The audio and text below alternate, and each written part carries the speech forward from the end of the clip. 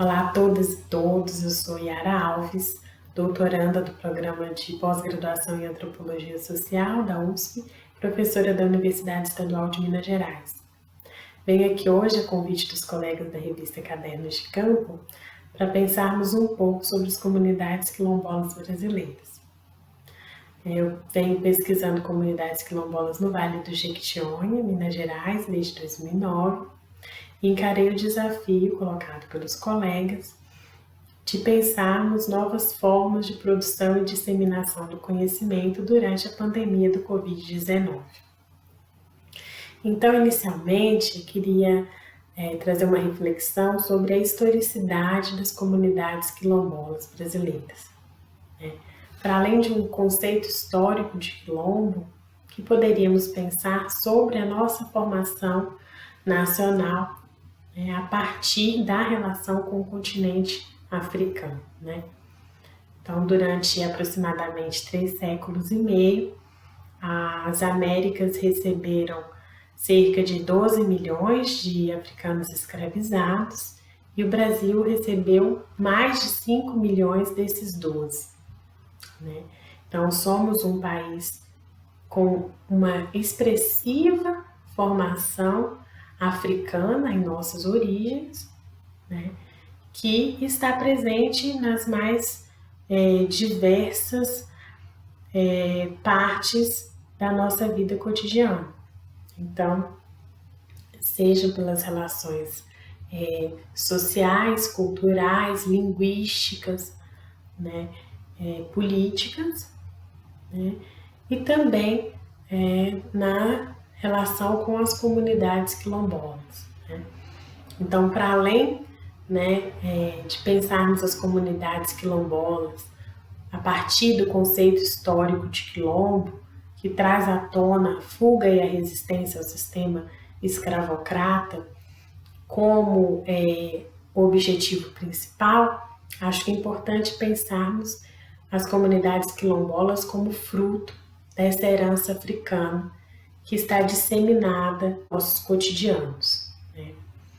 Então, se no início dessa relação a fuga e a resistência ao sistema escravocrata era o que estava em voga, ao longo dos séculos, as lutas quilombolas foram sendo reformuladas, foram sendo transformadas. Atualmente, é importante dizer que a Fundação Cultural Palmares aponta aproximadamente 3.300 comunidades quilombolas no Brasil, com um processo de autorreconhecimento oficializado, ou seja, existem outras comunidades que esse processo ainda está em curso, então esse não é o número total das comunidades quilombolas no Brasil. E a principal pauta hoje dessas comunidades é a titulação de seus territórios.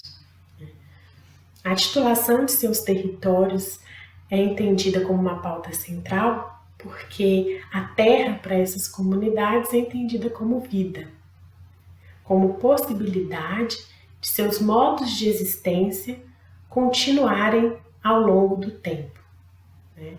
Então, é muito diferente de uma relação monetarizada com a terra, uma relação mercantil, mas é uma relação que envolve ancestralidade, hereditariedade, memória e diversas práticas específicas desses grupos que estão espalhados em todo o Brasil. Então é importante dizer que, assim como outras comunidades tradicionais brasileiras, a garantia de que essas terras sejam asseguradas como oficialmente dessas comunidades é a garantia dessa existência específica no mundo, certo? Então, o que acontece hoje são inúmeros conflitos, de ordens diversas, mas com latifundiários, com a mineração e até mesmo com o Estado, como por exemplo o caso da base de Alcântara, que essa propriedade da terra ela é questionada, né? E ela não é só questionada, como ela gera mortes, conflitos e dinâmicas de violência. Então é importante marcar que essa existência, esses modos de existência são também a possibilidade de viver uma vida digna e tranquila nessas terras. Nos últimos anos, os conflitos agrários têm atingido uma proporção muito expressiva e alta, e as comunidades e as lideranças quilombolas não deixam de participar desses números, né?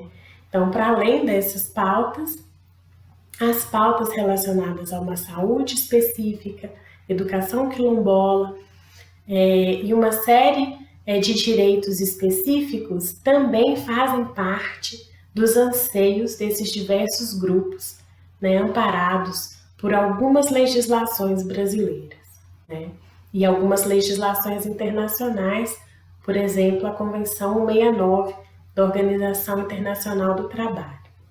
Nesse sentido, esse contexto, né, atual aponta a necessidade de uma série de enfrentamentos diários desses grupos, né?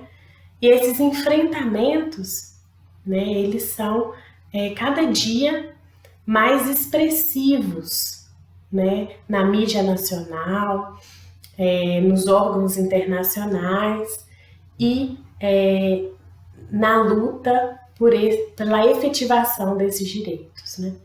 Então era isso um pouco que eu acho que seria interessante de pensar, né, nesse atual momento, né, que essas comunidades estão sendo colocadas diante de desafios grandes, como a própria pandemia do Covid, né, que assola realidades onde o saneamento básico não é garantido, né, o acesso à água e a bens de higiene como sabão e álcool em gel não é simples e disseminado por falta de recursos materiais, né? Então, eu acho que fica aqui, né, essa tentativa de pensar como que esses grupos estão enfrentando não só todos os desafios atuais e recentes, mas também essa nossa situação mais direta agora com a pandemia do Covid.